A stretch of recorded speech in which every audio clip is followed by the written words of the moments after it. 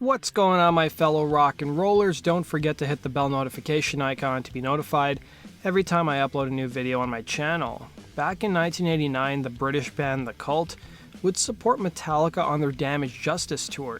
Metallica was touring their And Justice for All album, while The Cult were coming off the release of their hugely popular record Sonic Temple, which was produced by future Metallica producer Bob Rock. The members of Metallica had some fun with their tour openers, pulling a pretty epic prank on them. What was the prank, you ask? Stay tuned to find out. In drummer Matt Sorum's book Double Talk and Jive, he talked about the tour The Cult did with Metallica in the summer of 1989. During a summer gig, Sorum was on his drum kit when he heard a loud thump beside him. He used to keep a Corona beer next to his drum stool, and he would take swigs of the beer between songs. Sorum would look down to see what fell next to him, and it turned out to be a Ziploc bag with a pretty frightened goldfish in it. It turned out someone from the crowd had thrown it on stage. Following the gig, Matt Sorum would run into frontman Ian Astbury's girlfriend Renee, who was on tour with the band. She got excited at the sight of the goldfish and decided to take care of it, naming it Lennon. Sorum would recall how having a fish tank on the tour bus was a terrible idea, as water sloshed everywhere, leaving puddles on the floor. And Matt would recall one of the stranger moments involving the fish, revealing in his book how the band was chilling on the bus one day drinking beer with the air conditioner on a hot summer day when Renee came in complaining about how Lennon was freezing and didn't look very well. Astbury would order the air conditioning to be turned off on the bus, and him and his girlfriend would take the goldfish to a veterinarian to get it checked out.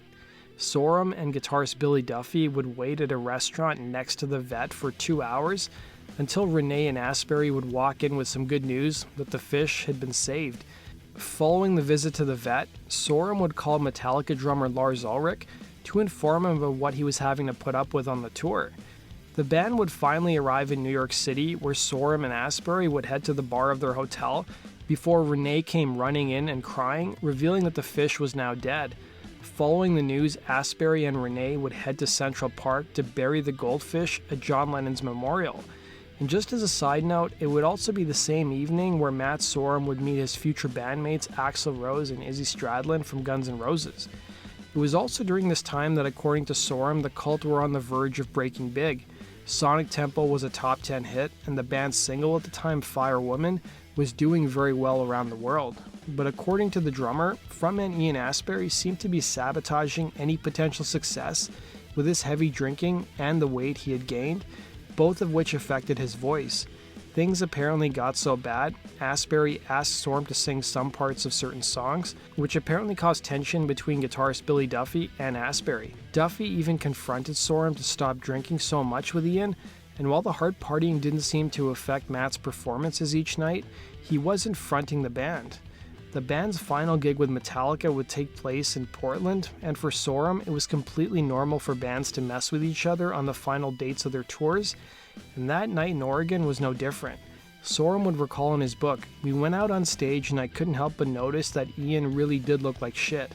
Maybe even he was aware of it by that point, because between songs he started muttering a whole bunch of bitter remarks and alienating the crowd with rude British jokes no one understood. Didn't exactly help that from the very onset large chunks of the crowd were against us, for the simple reason that they were there to see Metallica." The next moment, Sorum would see all the 4 members of Metallica walking up on stage dressed like Ian, with pillows under their shirts to make it look like they had a belly. On top of that, Metallica's roadies would hurl stink bombs on stage in addition to talcum powder, and soon enough the members of the Cult would look like ghosts and smell like rotten eggs. And to finish things off, Metallica's crew were standing on the lighting truss above the stage and dumped literally hundreds of goldfish onto the Cult. According to Sorum, Renee did her best to come on stage and save as many of the goldfish, and drummer Lars Ulrich would reveal to Rolling Stone how they actually pulled the prank, saying, "I love the Cult, but when we had them with us for the whole summer of '89, one unnamed band member had a girlfriend who brought around goldfish in little bowls. One day the bus driver forgot to turn on the AC and the fish basically boiled, and the girl effing lost it. So for the show in Portland, we bought out the local pet store and for 2 minutes rained goldfish on their set. The unnamed member and his horrified girlfriend were trying to pick up the flopping fish. Their drummer Matt Sorum started eating them, he'd remember." And that does it for today's video, guys. Thanks for watching. Be sure to like button and subscribe, and we'll see you again tomorrow on Rock and Roll True Stories.